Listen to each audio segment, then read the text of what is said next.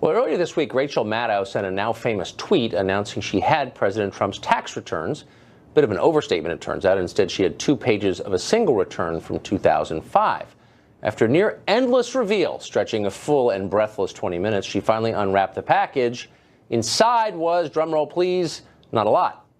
Trump made a ton of dough that year. He also paid a ton of taxes. Indeed, he paid at a higher rate than President Obama last year, and at nearly twice the rate that socialist plutocrat Bernie Sanders somehow got away with. Find his accountant, please, quick. I need his number. There was no scandal here, at least one involving Trump. But that doesn't mean there was no scandal at MSNBC. Indeed, there is. And as it happens, we revealed it at almost the precise moment they pulled their nothing burger off the grill. Remember the leak of the Access Hollywood tape in October, 2 days before the presidential debate? The one that wound up dominating the campaign more than any other single issue that year? Well, it turns out the whole thing was a setup devised by NBC executives in an effort to derail the Trump campaign. As we reported, that tape, which was NBC property, shot by NBC cameramen for an NBC show on NBC property, was stealthily leaked to a Washington Post reporter. Why is that? Well, it didn't happen by accident. According to our sources at the network, NBC News Division head Andrew Lack knew about it. So did Today Show anchor Matt Lauer. The company's motive was pretty straightforward: keep Trump from becoming president. Well, it didn't work, of course, but that doesn't change the fact that one of the biggest news networks in the world took an active side in a closely fought political race and then lied about it repeatedly. They posed as journalists, but they acted like political hacks. Well, we've asked NBC to explain, but they have, weirdly, refused comment. Perhaps they're too busy concocting a new Putin-Center conspiracy theory to explain how, despite their fervent efforts, Hillary Clinton lost the race anyway. Joining us now from New York City is radio show host Tammy Bruce. Hey, Tammy. Hey, Tucker. Nice to be on. Well, what I find odd is that news organizations are, by definition, committed to openness. So if you say to a news organization, hey, we think you've done something dishonest, something stealthy and feline, and then lied about it, don't they have an obligation to at least respond and explain? Well, they would if they held those same standards, and of course you do. The problem is to not project onto these other entities. It's clear that some still hold those standards and others do not. With NBC, the problem is clear, and you saw it not just with the Access Hollywood tape, which in many ways backfired. Clearly, the only person harmed was Billy Bush. He lost his job.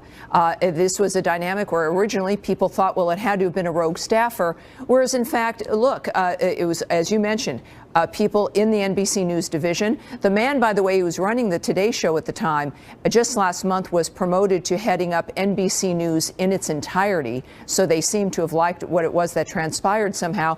And then the Rachel Maddow debacle. And what happens is there's a desperation to, in fact, since this was personal, they had an interest in influencing the election. And when you get desperate and suddenly news is not the issue or genuine critique is not the issue, you're going to make mistakes. You're not going to know where to stop. And your judgment in and of itself is clouded. And that is what's, of course, informing this entire framework for at least that one network, if not others. Well, right, because they put their political aims above their job as purveyors of news. It was a real story. It was a real tape. You could debate, whether or not Trump knew he was on camera or whatever, but it was a real thing.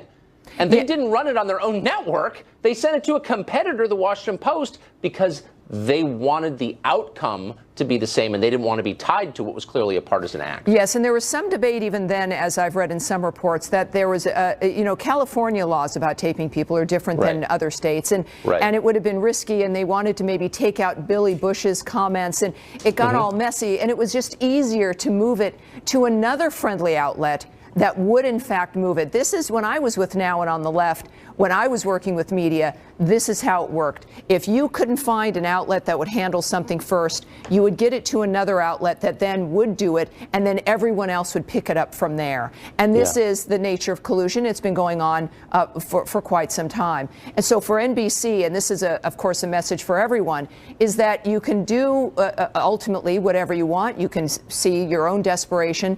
but it will backfire. You can't lie to your own audience and take them for granted, as Ms. Maddow did and as the Today Show does, and expect them to remain loyal to you. Well, I think that's right. I mean, because look, you can have opinions. I've got a ton of them. I made a living on my opinions. I think that's legitimate. What you can't do is lie. Exactly. You're not allowed to lie. You're not allowed to say something is true when you know it's not. You can also make mistakes, which I've done many times. Yes. But you can't do it intentionally. And by the way, nobody asked them about this. They never apparently did an internal investigation, or at least never announced the results of it. And no other news organization said, how'd this tape get to the Washington Post? I don't remember any questions about that. Exactly. And this is when an audience, you've got a diverse audience, or even if you've got an audience that agrees with you politically, there is still an expectation of some level of transparency. Yes. They want to believe that, in fact, you might not even agree with what's being said, or like you said, if it's maybe even just opinion, but the moment you feel that you're being taken along kind of a sideshow, and you've got some snake oil salesmen, and you're being taken for granted, and what Ms. Maddow did, which is